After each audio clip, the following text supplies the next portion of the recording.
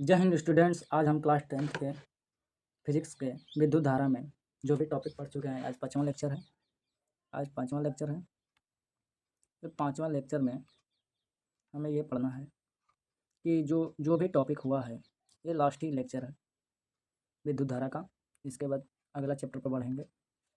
तो आपको यहाँ पे ये समझा दिया जाए कि जो भी सूत्र या टॉपिक कराया गया है उस पर आधारित कुछ प्रश्न बोले थे लेकर आने के लिए, और आज 2-4 प्रश्न हैं, इस पर हल करना है। और हल करने के बाद जो भी होगा उसी पर आधारित है प्रश्न। जो भी टॉपिक पढ़े हैं, जैसे विद्युत धारा पढ़े हैं, आवेश पढ़े हैं, क्या पढ़े हैं, विद्युत धारा पढ़े हैं, आवेश पढ़े हैं, विभवांतर पढ़े हैं, विशिष्ट प्रतिरोध पढ़े हैं। तो आपका ज़्यादा समय नहीं लेते हुए चलते हैं अगले स्लाइड पे। और स्लाइड पे चलते ही आपको प्रश्न हल किया जाएगा, साथ में हल करना है। देखो यहाँ पे पहला प्रश्न यही है कि यदि, देखो यहाँ पे एक पेज जोड़ दे रहे हैं। क्या बोल रहा है, पहला क्वेश्चन बोल रहा है, यदि किसी चालक में प्रवाहित धारा 2 एम्पीयर है तथा चालक पर उपस्थित आवेश 4 कूलाम है, तो आवेश की प्रवाह का समय ज्ञात कीजिए। यानी यहाँ देखो क्वेश्चन में यहाँ पे क्या दिया है, धारा दे दिया है कितना 2 एम्पीयर, और क्या दिया है, आवेश दे दिया है कितना 4 कूलाम आवेश दे दिया है। यानी समय पूछ लिया है। यानी इस पर आधारित यहाँ पे देख सकते हैं कि यानी इस पहला वाला क्वेश्चन का हल देख सकते हो। दिया है क्या, आई दिया है यानी 2 एम्पीयर। उसके बाद आवेश दिया है कितना 4 कूलाम, और उसके बाद क्या दिया है, समय पूछ लिया है। तो आपको मालूम है कि धारा में जो सूत्र पढ़े थे, Q बराबर आई टी, क्या पढ़े थे, Q बराबर आई टी, ऐसे कुछ। Q बराबर आई टी यानी टी का मान, टी का आंसर, टी का क्वेश्चन ये सूत्र बनाओगे तो कैसे बनेगा, Q अपन ऐसे होता है, बताओ। यहाँ पे देखो, धारा बराबर क्या होता है तुम बताओ। धारा बराबर होता है Q अपन टी, यानी टी यहाँ पे आ जाएगा उसी बराबर, तो क्या हो जाएगा, Q अपन आई हो जाएगा। इसी से पहले Q बराबर क्या पढ़े थे, आई टी। ठीक है, यहाँ पे देख सकते हैं टी का मान, तो Q का मान कितना है, 4 है, तो 4 रखो, बटा में 2 है, तो कट के कितना आएगा 2, यानी टी का कितना होगा 2, इसका कितना हो जाएगा 2 सेकेंड हो जाएगा। ऐसा या समझ चुके होंगे। चलते अगले टॉपिक पे। अब यहाँ पे देखो, इसको हल कर लेना। अब देखो इसका दूसरा प्रश्न क्या बोल रहा है, इसका दूसरा प्रश्न ये बोल रहा है कि यदि किसी इलेक्ट्रॉन को अनंत से किसी बिंदु तक लाने में किया गया कार्य 64 जूल कार्य करना पड़ रहा है, ठीक है, तो उस बिंदु पर कार्यरत विद्युत विभव का मान क्या होगा। यानी इस पर पूछ लिया है, क्या पूछ लिया है, इस पर विद्युत विभव पूछ लिया है। ठीक है, यहाँ पे देख सकते हैं अगले स्लाइड पे। अब देखो यहाँ पे क्वेश्चन हल करेंगे हम लोग। उसमें दिया था एक ही इलेक्ट्रॉन, क्या दिया था, दूसरा हल कर रहे हैं। यहाँ पे ये देखना है कि हमको कितना कार्य करना पड़ रहा था, 64 जूल, यानी W दे दिया है, कितना दिया है 64 जूल दिया है। यानी यहाँ पे देखो जो भी 64 जूल है। अब बताओ इलेक्ट्रॉन की संख्या, एक इलेक्ट्रॉन दिया है ना, यानी आवेश हो गया एक, इलेक्ट्रॉन की संख्या दिया है कितना 1, यानी इलेक्ट्रॉन, यहाँ पे देखो एक क्या है, इलेक्ट्रॉन की संख्या है। अब देखो एक शुरू में पढ़े थे आवेश किसको बोलते हैं, तो जो भी पढ़े थे Q बराबर NE पढ़े थे। जो आवेश है इलेक्ट्रॉनों की संख्या के बराबर होता है, यानी N का मान 1 है, तो E का मान पढ़े हैं, क्या E का मान होता है मुक्त इलेक्ट्रॉन का 1.6 × 10⁻19 माइनस के, इतना कूलाम होता है। ये सब पढ़ चुके हैं, शुरू में जाना इस अगर आप पहला लेक्चर नहीं देखे हैं, वहाँ पे पहला लेक्चर में आवेश के ही बारे में पढ़ाया गया है और विद्युत धारा के बारे में पढ़ाया गया है। तो जो आपका ज़्यादा समय नहीं लगता है, आप जाकर देख सकते हैं उस टॉपिक को। अब यहाँ पे देखो Q बराबर N लेते हैं। N क्या होता है? इलेक्ट्रॉन की संख्या को दिखाता है, जो एक दिया है N का मान, और E का मान हमको मालूम है, इतना होता है मुक्त इलेक्ट्रॉन, इसको बोल सकते हो। ये आवेश क्या होता है? इलेक्ट्रॉन की संख्या के गुणनफल के बराबर होता है। यानी यहाँ पे ये सूत्र हो गया। तो सूत्र के अनुसार Q बराबर 1/1.6 इंटू 10⁻⁻19 कूलाम करेंगे तो Q का मान कितना आ जाएगा? 1.6 इंटू 10⁻⁻19 कूलाम हो जाएगा। आशा है आप समझ चुके होंगे। अभी देखो, अभी हल नहीं हुआ, 64 जूल दिया है। अब बताओ, पूछा है क्या? विभवांतर पूछा है, कार्यरत विभव। यानी V बराबर क्या होता है? W/Q होता है, पढ़े हो ना? जो भी होता है V बराबर क्या होता है? W/Q होता है। तो अब हमको W में कितना दिया है? 64 जूल दिया है, और इसमें क्या आवेश में 1.6 इंटू 10⁻⁻19 कूलाम दिया है। तो अब इसको हल करोगे तो इसका विभवांतर, अब मान लो 10 ले ऊपर नीचे गुणा करोगे तो ये दशमलव हट जाएगा, तो 16 चौके 64 हो जाएगा। देखो यहाँ पे मान लो 10 ले ऊपर नीचे गुणा कर रहा बन जा, तो यहाँ पे क्या हो जाएगा? ये दशमलव हट जाएगा। यानी इसको ऐसे लिख सकते हो, 64 गुणे 10 बटा में 16 गुणे 10 का पावर -19, यानी 16 चौके 64, 4 बार में कट गया, यानी 4 गुणे 10 है, और ये वाला ऊपर जाएगा तो 10 का पावर -19 से क्या हो जाएगा? प्लस के 19 हो जाएगा। यानी हमको भी का मान विभवांतर कितना निकला? 4 गुणे 10 का पावर 20 हो जाएगा।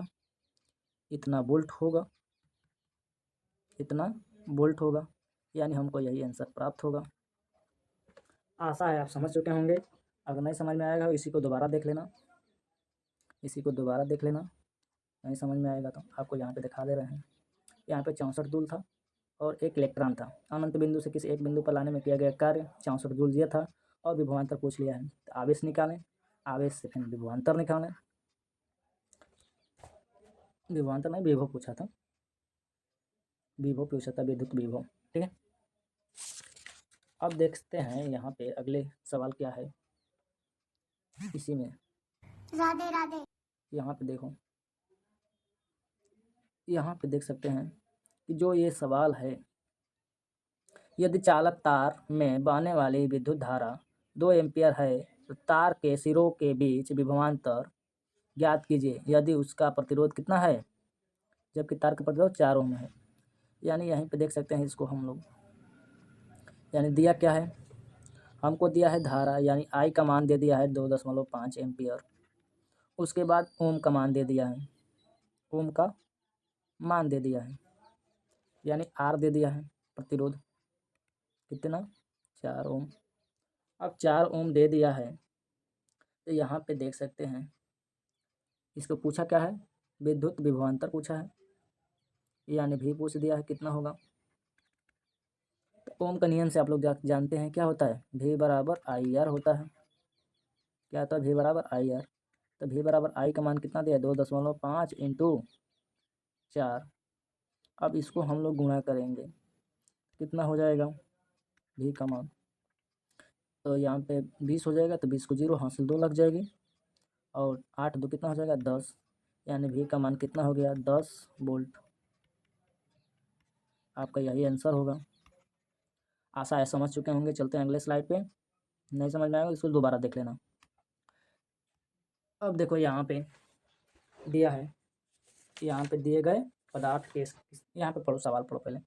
क्या बोल रहा है कि दिए गए पदार्थ के सिरों, हाँ, किसी L लंबाई तथा A मोटाई के तार का प्रतिरोध 4 ओम है।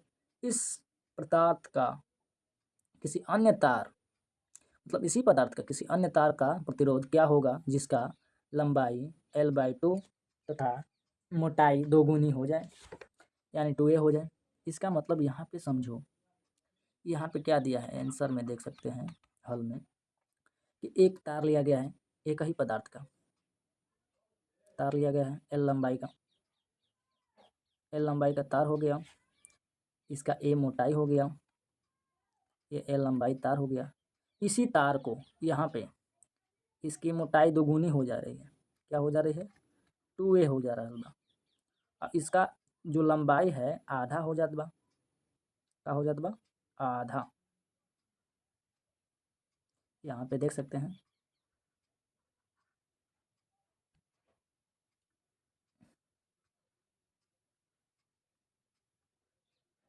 कितना हो जाता है आधा, यानी इसका लंबाई L/2 हो जाता है।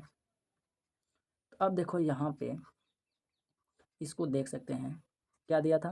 तो क्या बोला है यहाँ पे पदार्थ का विशिष्ट, हाँ ये बोला है, क्या बोला है यहाँ पे देखो दिए गए पदार्थ की लंबाई को, यानी इसका R2 पूछ दिया है। ठीक है, R2 पूछ दिया है क्या कि प्रथम तार का प्रतिरोध, इसका प्रतिरोध दे दिया है R, क्या दिया है यहाँ पे देखो, इसका मान R का दे दिया है 4 ओम, इसको R1 मान ले रहे हैं, इस यहाँ पे इसका R2 मान रहे हैं। R2 हमको निकालना है। तो अब यहाँ पे देख सकते हैं, यानी हमको R1 बराबर क्या लिख सकते हैं, R1 बराबर यहाँ पे यही लिख सकते हो कि R1 बराबर क्या है L/A, रो L/A, इसका मान कितना दिया है 4 ओम दिया है, इसी को 4 ओम ऐसे भी लिख सकते हो। अब देखो यहाँ पे R2 को देखो यहाँ पे क्या बोल रहा है, अब सूत्र प्रतिरोध का विशिष्ट प्रतिरोध का यही होता है ना। यहाँ पे एक ही पदार्थ लिया है, ठीक है, समझो ये लोहा है तो ये भी लोहा ही है, बट इसकी जो वृत्त है उसकी चौड़ाई बढ़ गई है, यानी एरिया का क्षेत्रफल दोगुना हो गया है और इसकी लंबाई घट के आधा हो गई है, यानी L/2। तो यहाँ पे रो होगा तो यहाँ पे L/2 अपान में 2a लिखना होगा। आशा है आप समझ रहे होंगे। अब देखो इसको इतना होने के बाद ये गुणा होगा तो क्या हो जाएगा, ये गुणा हो जाएगा तो यहाँ पे 1 अपान, यहाँ पे देखो, यहाँ पे ध्यान देने की बात है, यहाँ पे क्या हो जाएगा रो 1/4, यहाँ पे L ऊपर ही रहेगा, अपान में A रहेगा। यानी इतना हमको समझ में आ रहा बा कि जो ये मान है इसका मान 4 ओम है, इसका मान कितना है 4 ओम। तो अब देखो ये रो और इसका मान कितना हो जाएगा 4 ओम हो जाएगा, यानी इसी को 1/4 इंटू 4 कर सकते हैं। अब 4 से कट जाएगा, यानी कितना बचेगा 1 ओम बचेगा, यानी हमको R2 कितना प्राप्त हुआ 1 ओम। आशा है आप समझ रहे होंगे, या हम लोग समझ चुके हैं। चलते हैं अगले स्लाइड पे, आपका ज़्यादा समय नहीं लेते हुए। अब यहाँ देखो, यहाँ पे दिया है यदि 120 सेंटीमीटर लंबे और 0.04 मिलीमीटर व्यास वाले तार का प्रतिरोध 25 ओम है तो तार की धातु के विशिष्ट प्रतिरोध की गणना कीजिए। यानी यहाँ पे जो भी तार है इसकी लंबाई दे दी है, कितना दे दी है, यानी 120 सेंटीमीटर दी है।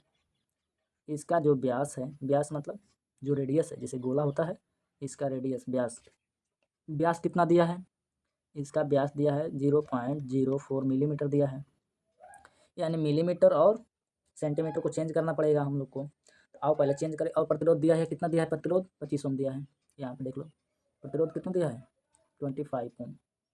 और पूछ क्या रहा है रो पूछ रहा है, क्या पूछ रहा है रो बराबर क्वेश्चन मार्क। आशा है आप समझ रहे होंगे। अब इसको चल रहे हैं हल करने, आपका ज़्यादा समय नहीं लेते हुए। यहाँ पे देख सकते हैं, यहाँ पे हम लोग हल करेंगे कि यहाँ पे हल ये होगा कि 120 सेंटीमीटर को चेंज करेंगे हम लोग, किस में चेंज करेंगे, यानी मीटर में चेंज करेंगे। तो जो 120 सेंटीमीटर है, जो लंबाई है L, यानी L कितना हो जाएगा L, देखो यहाँ पे चेंज करेंगे, इतना सेंटीमीटर को मीटर में चेंज करेंगे तो यहाँ पे क्या लिखेंगे 120 इंटू 10⁻⁴ कितना हो जाएगा -2 मीटर हो जाएगा। यानी यहाँ पे सिंपल इसको हल करते समय लिख सकते हैं कितना 1.2 मीटर लिख सकते हैं, 1.2 मीटर लिख सकते हैं। अब देखो यहाँ पे इसका जो व्यास होगा ना, व्यास कितना है, व्यास है D, यानी 0.04 मिलीमीटर, यानी इसका त्रिज्या क्या हो जाएगा, त्रिज्या हो जाएगा 0.02 मिलीमीटर। अब देखो ये मिलीमीटर है, इसको मीटर में चेंज करना है तो R का मान मीटर में चेंज करेंगे तो कितना हो जाएगा, इसका मान हो जाएगा 2 इंटू 10⁻⁻⁴ -5 मीटर हो जाएगा, -5 मीटर। आशा है आप समझ रहे होंगे। और आर का मान दिया है, कितना दिया है आर का मान? 25 ओम। अब देखो विशिष्ट प्रतिरोध का सूत्र क्या होता है। अब यहाँ पे देख सकते हैं, इसको उतार लेना। अब यहाँ देखो, देखो यहाँ पे होल्ड कर रहे हैं, रोक लेना, उसके बाद उतार लेना। यहाँ पे देखो, अब हमको ये मालूम चल गया, यानी विशिष्ट प्रतिरोध का सूत्र क्या होता है। अब देखो यहाँ पे सूत्र आर बराबर होता है रो एल अपान ए होता है। तो हमको रो निकालना है, तो रो बराबर क्या हो जाएगा, आर इंटू में एल ए हो जाएगा, अपान में एल हो जाएगा। यानी इसका मान हम लोग रखेंगे, तो यहाँ पे रखना है, क्या रखना है, रो का मान, आर का मान कितना है 25 इंटू आर का मान कितना, ए का मान कितना है, ए का मान दिया है 1 पॉइंट, ए का मान निकालना है, कितना हो जाएगा, तो ए का मान हो जाएगा पाई आर स्क्वायर ना। यहाँ पे ए का मान कितना होगा, पाई आर स्क्वायर, यानी पाई का मान रख सकते हैं 3.14 इंटू अब इसका मान कितना लाए हैं। अब यहाँ देखो, यहाँ देखो, आपका ज़्यादा समय नहीं लेते हुए यहाँ पे ध्यान दो। यहाँ पे देखो, आर का मान 25 हो गया, इंटू में पाई का मान कितना हो जाएगा 3.14 इंटू, अब हम ए निकाले हैं, कितना निकाले हैं 2 इंटू 10⁻⁻5। और आर यही निकला है ना, इसको 2 बार लिखना है हम लोग को, तो 2 बार लिख सकते हैं इसको आर दिखा दे रहे हैं। और उसके बाद बटा में क्या है, एल कितना है 1.2 है। अब देखो यहाँ पे इसी को हल करेंगे 1.2 को, तो 1.2 को हल करने से अब देखो 4.3 है, 25 का गुणा इसमें करेंगे, यानी 2.5 इंटू 3.14 इंटू 2 इंटू 10⁻⁻5, 2 इंटू 10⁻⁻5, अब पूरा के बटा में कितना है, यानी इसको 1.2 लिख सकते हैं। अब इसका मल्टीप्लाई कर सकते हैं, तो इसको जोड़ घटा कर इसको काट देना है डायरेक्ट। यहाँ पे देखो,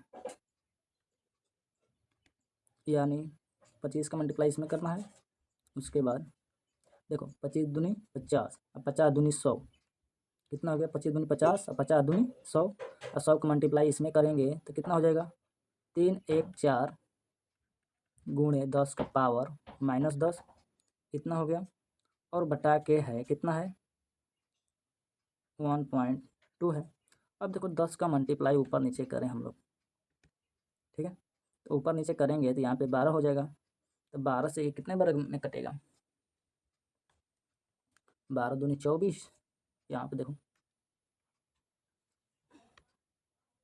ये कितना हो जाएगा 12 दूनी 24, 2 और कितना बच गया, यहाँ पे बच रहा बा 6 1 7 74 हो गए, तो 12 3 बरछन 72 यानी 6, उसके बाद कितना हुआ था 2, यानी 6 दशमलव कुछ समथिंग जाएगा ना, 6 पॉइंट समथिंग, यानी 0.0 कुछ ऐसे जाएगा, 0 दशमलव ऐसे कुछ, इंटू 10 का पावर कितना हो जाएगा, ये 11 हो जाएगा। अच्छा 6 दशमलव यहाँ पे कर ही ले रहे हैं, आपका ज़्यादा समय नहीं लेते हुए।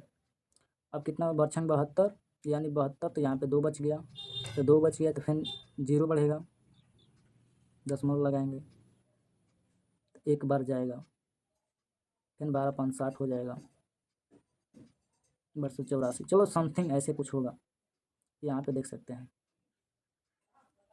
यानी यहाँ पे इसको लिख सकते हैं 26 गुणे 10, 26 गुणे 10 का पावर कितना हो जाएगा, यहाँ पे 9 हो जाएगा माइनस के, तो यानी इसको लिख सकते हैं 2.6 इंटू 10 टू पावर -8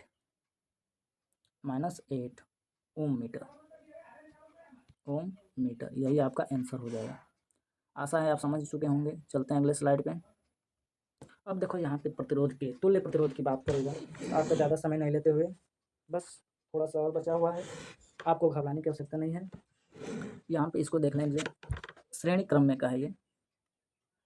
तो अब देखो यहाँ पे श्रेणी क्रम में क्या होता है, जो आर तुल्य होता है, ये तो R1 हो जाएगा, ये R2 हो जाएगा, ये R3 हो जाएगा। तो जो आर तुल्य निकालना होता है, सूत्र हम लोग बताए थे, क्या होता है R1 plus R2 plus R3 होता है। तो इसका मान सिंपल सा रख देना है, क्या है 10 ओम है प्लस 6 ओम है, और प्लस कितना है प्लस 4 ओम है। अब इसको जोड़ेंगे तो कितना हो जाएगा 20 ओम हो जाएगा। तो इसका तुल्य प्रतिरोध कितना हो जाएगा 20 ओम। यानी इसके जगह पे तीनों को हटाकर हम लोग चाहेंगे तो ये ए और बी है बिंदु, इसके बीच में 20 ओम का प्रतिरोध रख देंगे, एक ही प्रतिरोध, जैसे ए और बी के बीच में कितना हो जाएगा 20 ओम का प्रतिरोध रख देंगे। कितना 20 ओम का, तो इसको मैनेज कर लेगा। अब देखो यहाँ पे अब समांतर, एक समांतर क्रम है, ये श्रेणी क्रम था, क्या था, ये श्रेणी क्रम था, ये श्रेणी क्रम था। अब यहाँ देखना है समांतर क्रम में कैसे लगता है। तो अब देखो ये समांतर क्रम है, कितना है समांतर क्रम, यानी R1 दिया है कितना 30 ओम, R2 दिया है 40 ओम और R3 दिया है कितना 60 ओम। तो यहाँ पे देखना है, यहाँ पे देखना है कि 60 ओम है, बट यहाँ पे आर तुल्य निकालना है। तो 1/, क्या होता है सूत्र आपको मालूम है, 1/, होता है कितना 1/R2, 1/R तुल्य ना, आर तुल्य यहाँ पे देखो आर तुल्य, यानी 1/R1 plus 1/R2 plus 1/R3 इस पर लगता है। अब देखो इस पर मान रखेंगे 30 40 60, तो यहाँ पे रख सकते हैं कितना 1/30, 1/40, 1/60। अब देखो यहाँ पे इसका लसा लोगे, क्या करोगे लसा, यानी लसा लेने पर क्या हो जाएगा, अब लसा लेने पर क्या होगा, यहाँ पे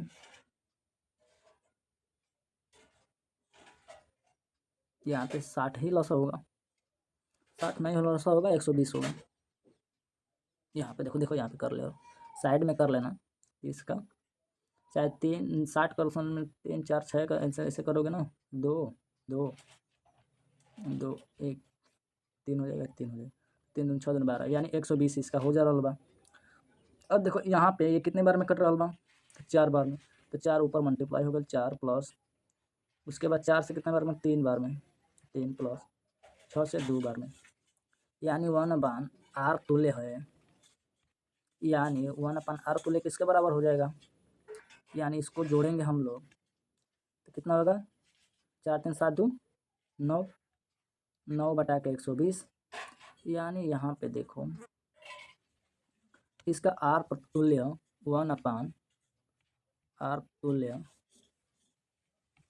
अब 9 है 3 से कटेगा, तितली के 9 3 चौके 12, यानी 3/40, यानी इसका R तुल्य कितना हो जाएगा, R तुल्य, R तुल्य के तिर्यक गुणा करोगे तो 3R हो जाएगा, उसके बाद 40 के बराबर हो जाएगा, 40 के बराबर, यानी इसका R तुल्य कितना होगा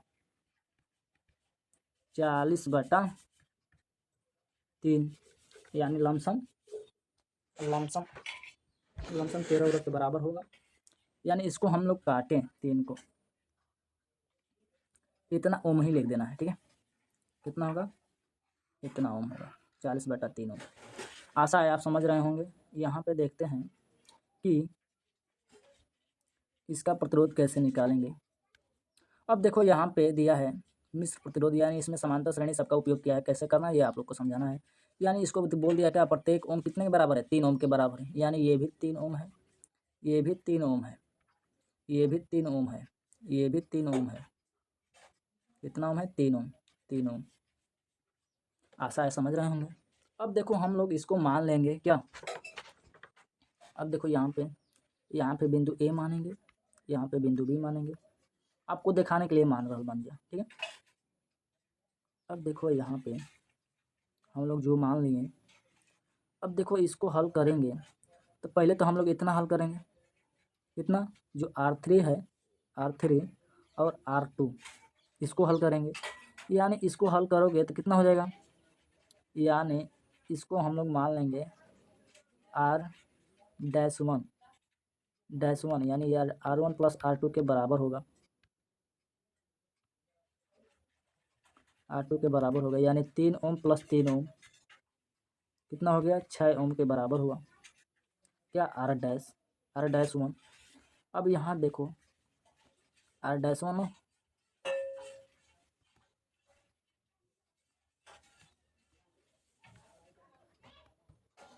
अब देखो यहाँ पे हो गया। अब देखो या इसके जगह पे अब क्या होगा, इसी को हम बना, जिसे तुम लोग को बार बार प्रतिरोध बनाना पड़ेगा। अब देखो, अब इसके जगह पे हम लोग आर डैश रख देंगे, जो हल हो गया।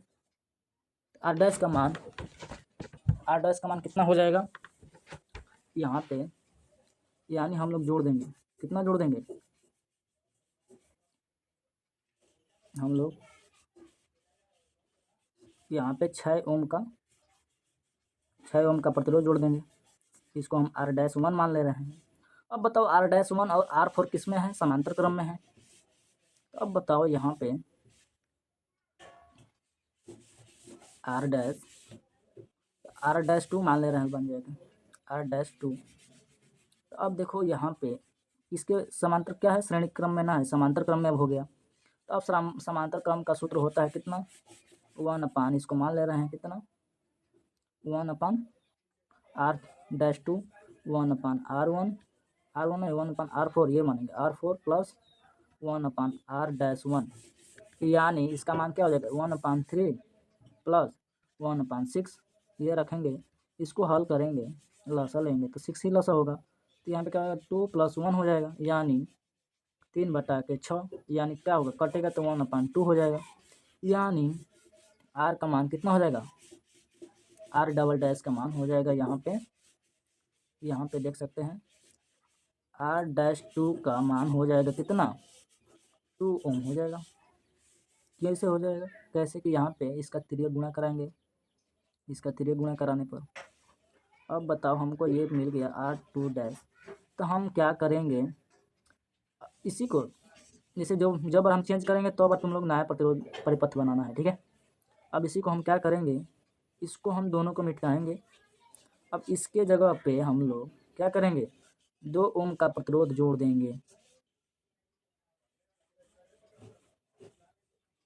कितना ओम का, ये क्या है आर डैश 2 हो गया, ये कितना है 2 ओम है, इसको दो जोड़ लिए। यानी अब देखो, अब पूरा परिपथ में विद्युत धारा बोल रहे हैं, पूरा परिपथ में वैद्युत प्रतिरोध ज्ञात करेंगे। तो अब देखो उसको आर तुल्य मान ले रहे हैं, कितना मान ले रहे हैं, आर तुल्य, यानी आर तुल्य